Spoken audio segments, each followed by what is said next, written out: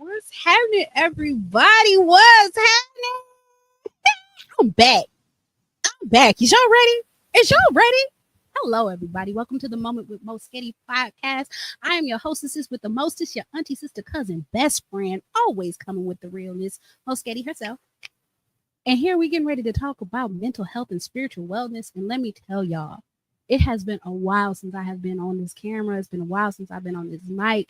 I missed y'all, but it was a much needed break. You know, if anything I preach is self-care and taking breaks and loving on yourself and feeling yourself before you pour out to other folks. So I had to take a moment to do that. But now that I've taken my moment to do that, y'all get y'all moment with MoeSghetti. So welcome back, friends and family. Hey!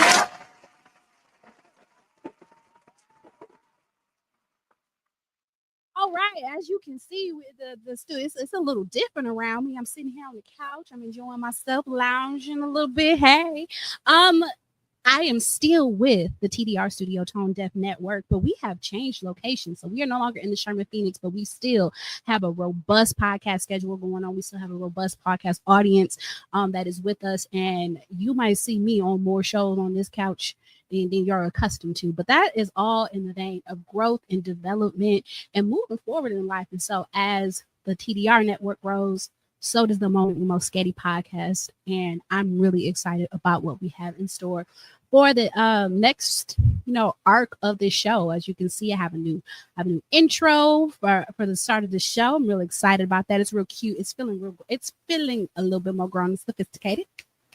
And the vision for the show is also developing along the way too. So what I do have in store for you guys is I'm going to take a little bit of an exploration down the path of healing through art. And I have a slew of friends and families and colleagues who I had planned on having on the show with me so they can share their experience of healing themselves through art.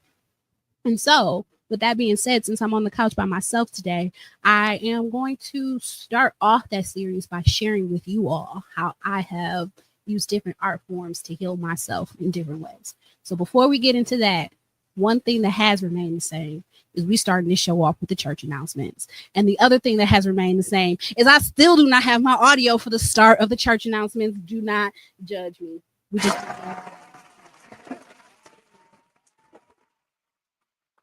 We gonna get it. It's my mission to make sure that I get that intro for the church announcements. But with that being said, we still have some wonderful things coming up. First and foremost, on February 22nd, I will be participating in another round of Poetry After Dark. So if you're looking for some tickets, come holla at your girl. But if that is not quite your modus operandi, there is another event on February 22nd at the same time called Showcase on Stage, run by one of my favorite poets, My Poetry Speaks. So if you're not with me, you better be with him. Okay, find you something to do on the evening of February 22nd. I believe that show starts at around 8 p.m. and our show starts about 9 or 10. So I'll at me. The flyers will be up and in heavy rotation on all my social medias. And then on March 4th, at Food for Thought, yes, that is a Tuesday, the feature will be none other than MoeSghetti herself. Yes, it'll be March 4th at Mikasa Su Cafe at 7 p.m. Food for Thought. I will be the feature for the evening to kick off Women's History Month. So I'm really excited about that. I'm really excited about coming back to do another feature. Every time I do a feature there, I just grow and develop and change a little bit more. And I'm really excited about giving you guys what I have next in store for my personal artistry.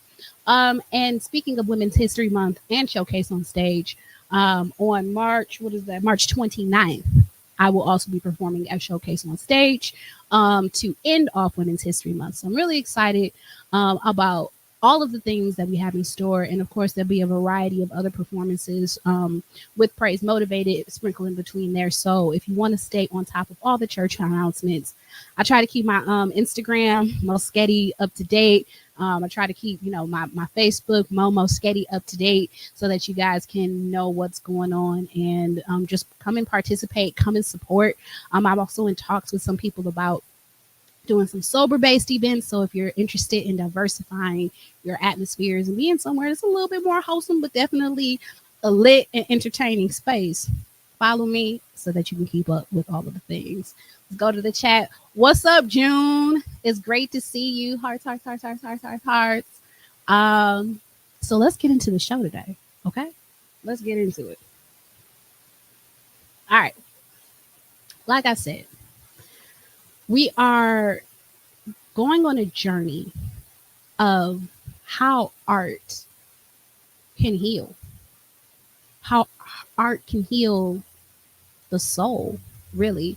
And so, if you know me, or if you've been around me in the artist space, I don't necessarily identify as a poet, where many people have seen me perform, and I don't necessarily identify as a singer, where a lot of other people have seen me perform. I identify as an artist, just because there are so many different art forms that I connect with, that I use in order to express myself.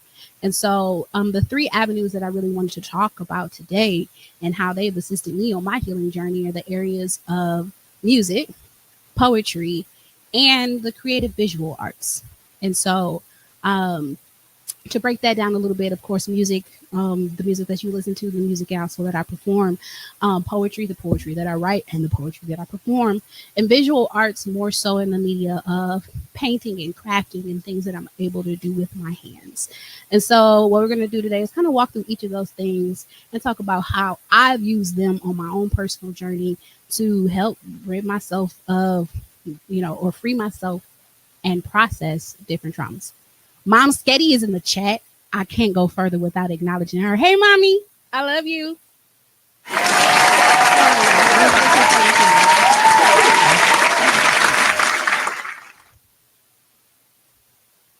Play. Oh, just because I'm being ignorant, they don't want to play right now. That's what I get. That's what I get for trying to get on my mama nerves. Hold on. There you go. There you go. Hey, MoeSghetti. Of course, that's my biggest fan and one of my number one supporters, and I'm always appreciative of her being in the chat and being a part of the show. And of course, I'm appreciative of everyone who either watches the Moment with MoeSghetti podcast live or who catches it on the replay. I'm very encouraged when I hear that you guys are watching, that you guys are listening, that you guys are taking away even small things from the pod. I really, truly appreciate when people come back and like, yeah, I see your show. I watch your show. It was really good. I'm encouraged by that. It helps me continue to put forth a lot of effort to bring you guys quality podcasts, not just entertainment, not just some stuff that I just threw together at the last minute, but really it encourages me to take the time to dive within myself so that I can share something that can be substantive with you guys. Because anybody can just get up and just talk about a little bit of nothing. But I actually care about what I bring you guys. So when I hear back that I'm bringing you guys something of substance, it warms my heart and it keeps me going. It fills my cup and it revs my engine. All right. So I still got my notebook over here. What we're going to talk about. All right. So when it comes to music, now I love to sing. I love to be a part of the choir. And I always say that the choir really is the thing that saved my life, that saved my soul. Because just the sheer entertainment factor of hearing a bunch of people gather together to sing together is something I just had to see. There was a time in my life where my parents were not going to church, and I started going back to church on a regular basis just by myself. And the thing that I was trying to see, I wasn't caring about no word. Yeah, I knew I was going to get one. I wanted to hear the choir, and I had to be there in time. I had to get in there before the choir sat down because it was just a beautiful experience. And so music has been a thing to really help me, to really draw me in, And when I'm in my prayer life, it is one of the things that helps me try to shift the atmosphere from wherever I am into wherever I need to be, and not just draw me in. It draws me in closer to God and draws God closer into me. And so there's a really like a relationship that can occur when you are listening to music. Just think about all the people who just love their favorite music artists. Part of the reason why we love it is because the music just has a connecting power with it. It really can deliver a message, and also whether good or bad, and also can be a source of information and affirmation. And so along my healing process, they say you are what you eat. And so when I'm considering my music, the music that I want to listen to, how I want to feel about my day, I'm intentional about listening to things that are positive. I'm intentional about, throwing some gospel music in there in my morning. I'm intentional about music that brings good messaging, because the things that you consume are the things that you're filled with through the day, and that is going to be a part of what you produce. And so while I'm healing, when I want to feel better about myself, when I want to feel empowered, when I want to feel encouraged, I put on music that will fill me up in those areas, that will allow me to not only just hear, but speak out beauty and positivity. Not just take in, but also produce. Because words have power. And if you're walking around constantly on a loop saying things that are negative, no new friends, no new friends. How do you expect to make new friends? You wondering why you lonely. But if you are, singing things that I love myself. Oh, I did not mean to go Drake and Kendrick Lamar on purpose, but it happened. Um, you develop a different disposition within your life. You create a different atmosphere around you. You're consuming something, and thus you're filled with it, and thus you're able to produce a total different outcome, because you're creating a different atmosphere around you. So music does that beautifully for me. Um, Music also helps me process whatever emotions that I have going on. When it comes to emotions, I think that we fail to realize that we process and digest them very much the same way that we process and digest food. And you can be emotionally constipated because you have a bunch of feelings that are blocked up in you and you don't know what to do with them. You may not even know exactly how to articulate them or how you feel. But when I put on a song, it can act as a emotional laxative to get things moving along. If you've ever had one of those moments where you just felt like you needed to cry, but you couldn't cry, and you put on that perfect song and just get the ball and sliding down the wall, snotting and carrying on, that is the music operating as your emotional laxative to help you process and get those emotions through. And as long as you don't sit there and dwell in it, because like I said, the music can set the atmosphere for what you produce.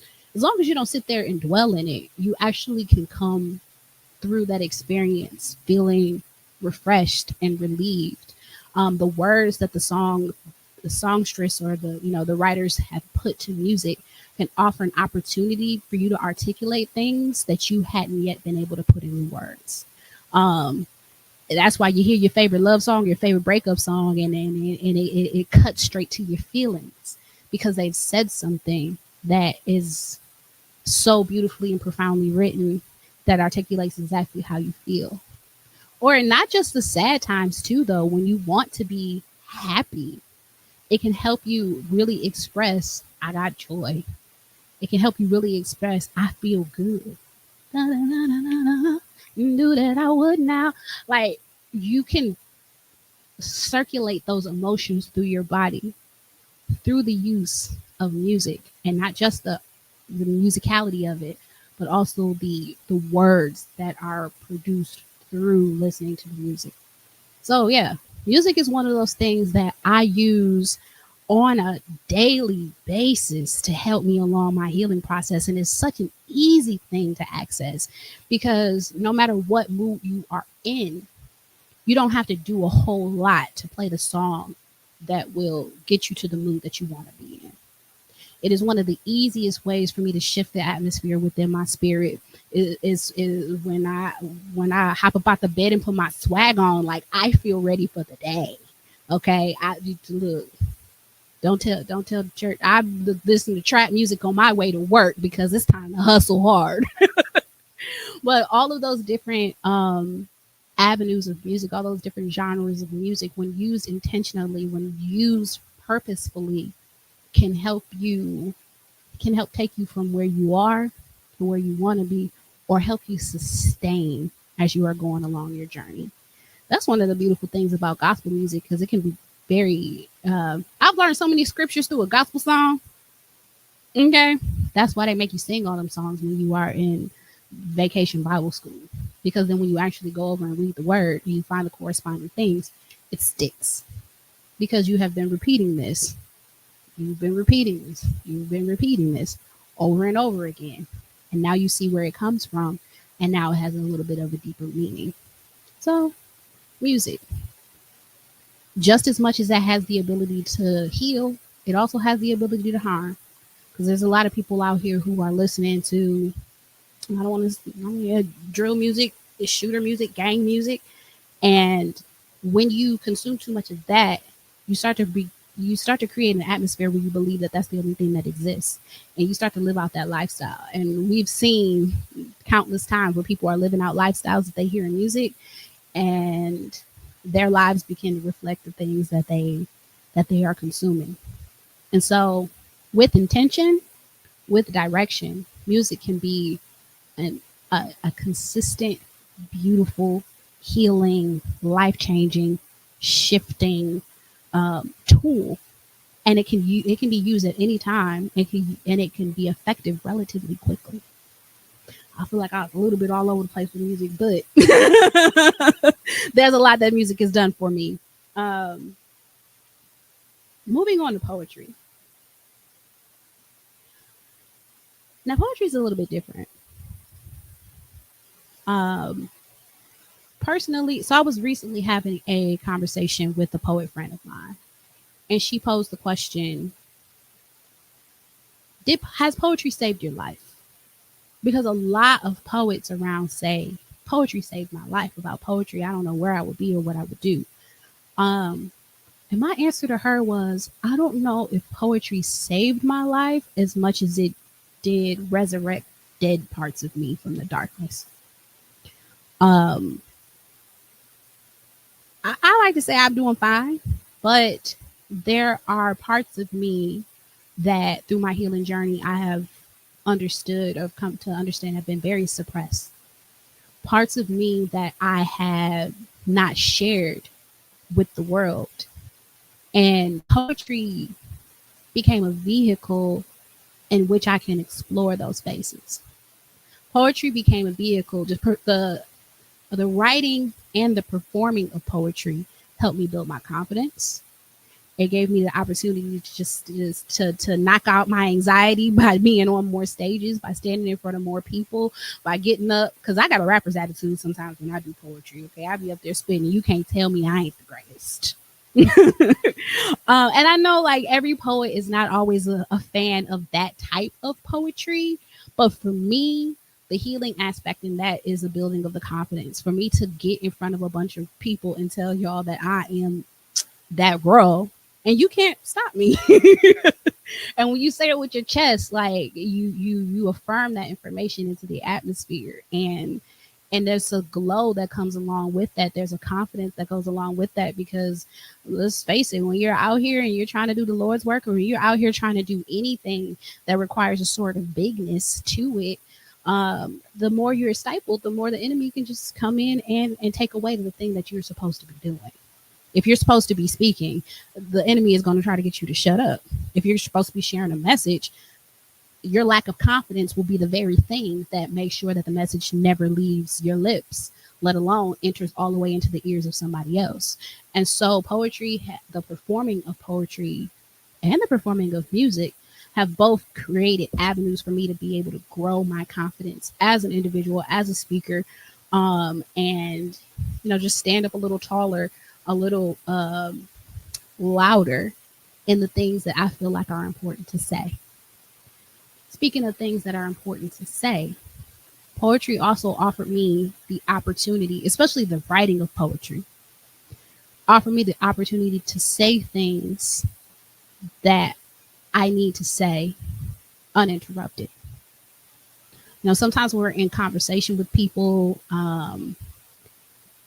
your thoughts might get twisted, or they might, ask a question and interrupt the flow of what you were saying, or you may not have articulated yourself exactly the way that you wanted to speak. But when it comes to poetry, when I sit down with my notebook and I curate a rhyme, when I curate a stanza, when I curate a whole piece of work, I get a chance to say exactly what I want to say with no confusion, with as many analogies as I want to, with as much fluff and flower or as direct as I choose, with no interruptions. And there's something satisfying about getting that complete thought out. And then the performance of that type of work. Like I said, the enemy, one of his greatest tools is to get you to is divide us, and another one is to get us to shut up.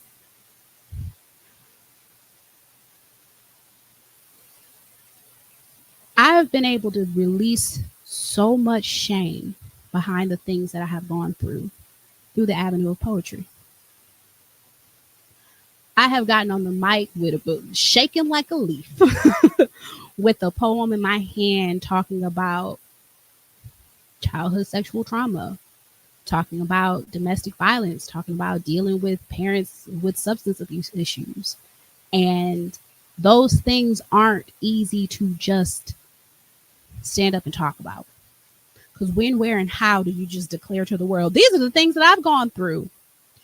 Well, part of dealing with those things is the shame that goes with them. You deal with them in silence. And when you're ready to break out and tell your story, how do you tell it and where do you tell it? Well, on a poetry stage, when you done wrote a poem and you're determined to speak it and they call your name and you're standing in front of everybody with that poem, if you're brave enough, you have no choice but to read it. And on those occurrences, I have found nothing but love and support.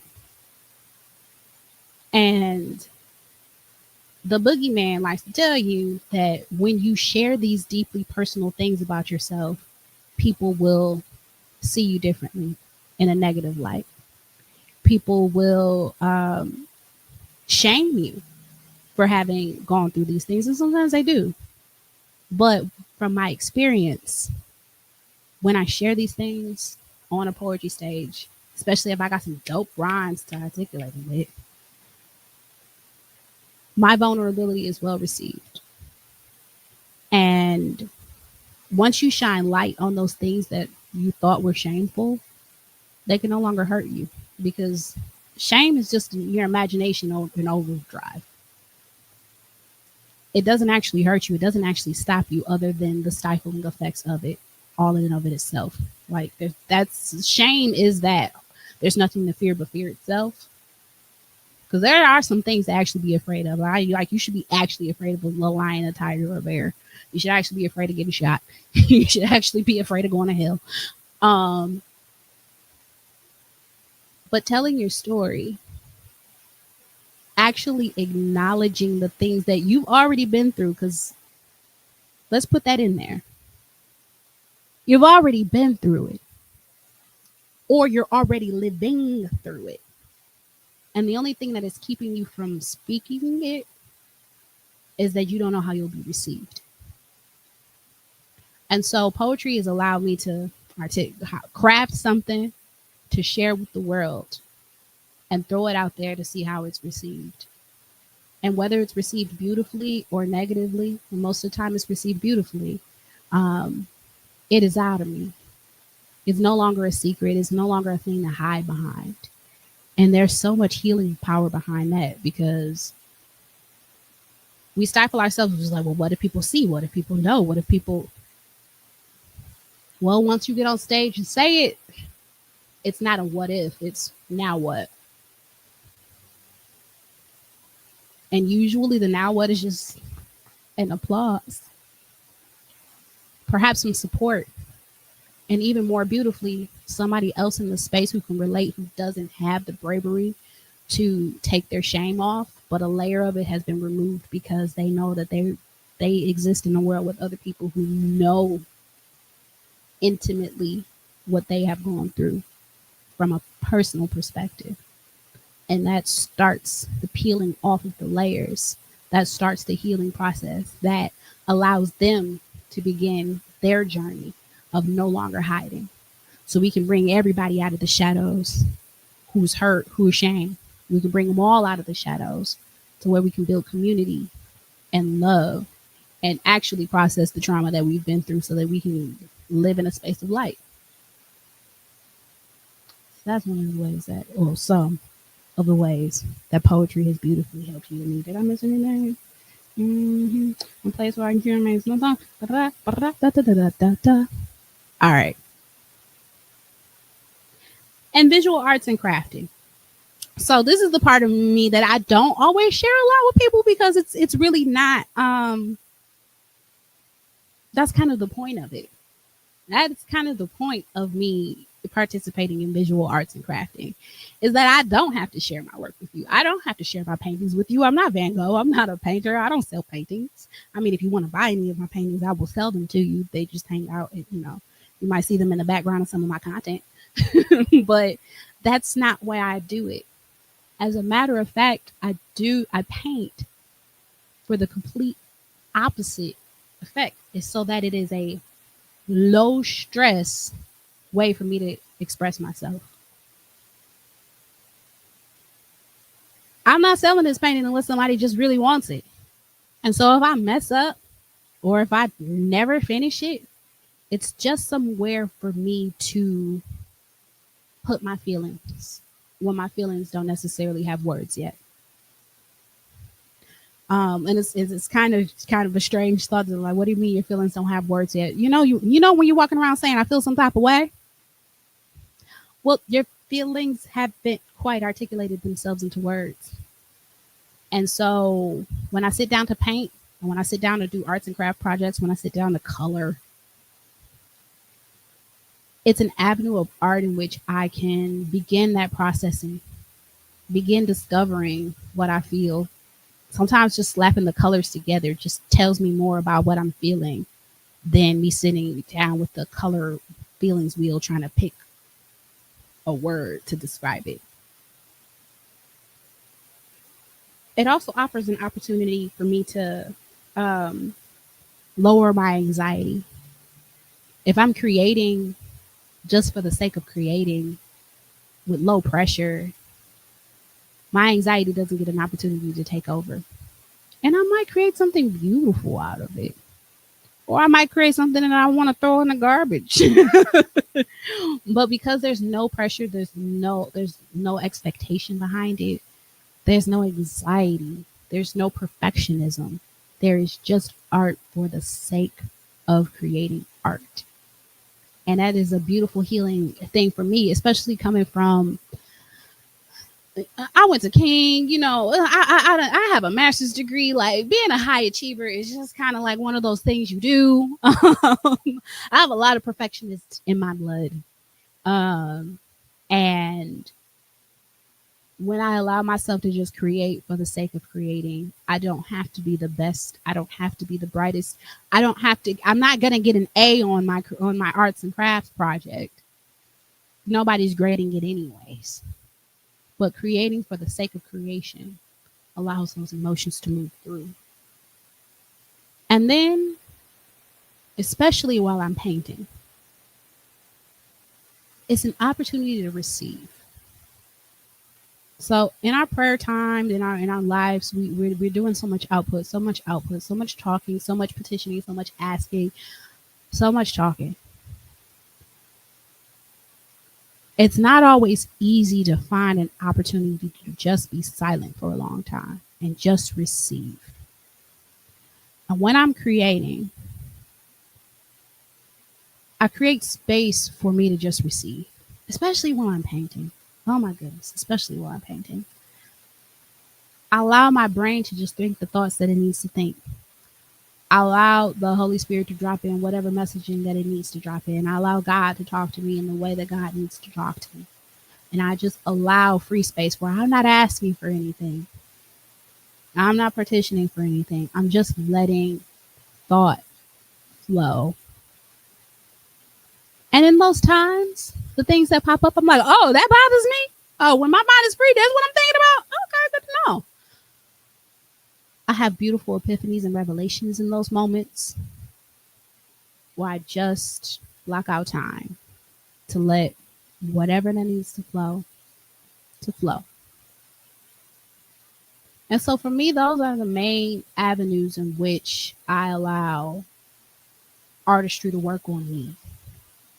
It's multifaceted. It is the creation of the thing. It is the presentation of the art.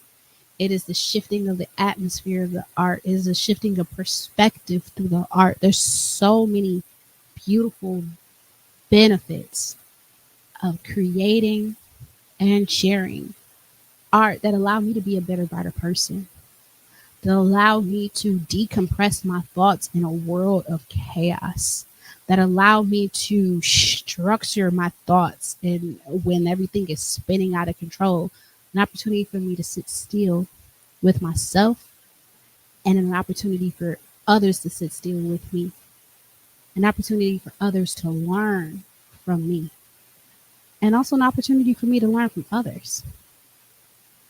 And so I'm really excited about the trajectory of the show going forward. I'm really excited about bringing on people and hearing the variety of struggles that they've gone through and how art has helped them navigate, has helped them process, um, from grief to trauma to depression. We're here to talk about it all. And I really hope that those who are watching are inspired to pick up art and artistry in their own form in order to reap these benefits. And nobody ever has to experience your art for you to be an artist, for you to participate in this. You know, creativity is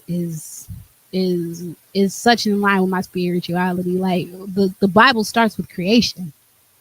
You know, God is a creator, and in his image we are also creators. And when we don't allow ourselves to create, we stifle so much beauty and so much healing and so much joy that could come into this world. And if we only allow those who choose to create things that are poisonous to be the ones to be distributing, then we will never be healed because we're not distributing our medicine in the process. So I'm really excited about what is to come. I'm really excited about the art that I have yet to make because I'm stepping into an era of bravery that I've never been in before. And I've got some things that I want to write and some things that I want to share that I'm finally ready to express in a way that I haven't been before. And it's a beautiful thing. And I guess, you know, like one of my artistic endeavors that I didn't even plan on talking about here is my appearance. There's art in everything. There's an art to the way that you dress. So if you see me looking a little bit more fly, a little bit more put together, a little bit more adorned, it's because I'm also leaning into the artistry of beauty. Because I'm beautiful on the inside, and there's nothing wrong with being beautiful on the outside too, especially for the sake of adorning myself to make me feel better. So a lot of people have been like, "What's going on with you, Ma? I see you losing weight. I see, I see you dress. You look nice today."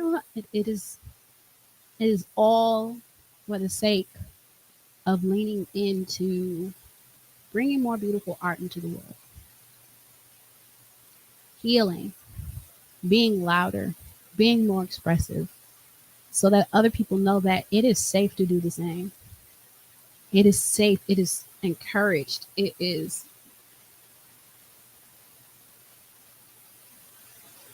almost commanded that we create. So it is my first episode back in a long, long, long, long time. And I'm not going to dwell on too long, but I'm really excited about the show. And I hope that you guys are ready for this journey that we're about to take. And I hope that you guys are inspired by it. And so with that being said, I'm going to go ahead and cut it short because I'm tired. But I had to be here with y'all today because I had to keep this journey up for me. All right, so I'm gonna go ahead and pray on out, and that'll be that. Dear Heavenly Father, I thank you for this day. I thank you for this time. I thank you for this opportunity to share some space with your people. I hope that something that was heard today can inspire those who want to create, those who want to get in touch with their emotions, those who want to express themselves better, to jump 2 feet in and just do it. And Father God, I hope that you bring the people to me that can be inspired, and that you give me the words to inspire them, to heal them, and to grow your people for the better. In the name of the Father, the Son, and the Holy Spirit who worked through me. Thank God. And amen. All right, y'all. So that has been our first episode, big and a little mini.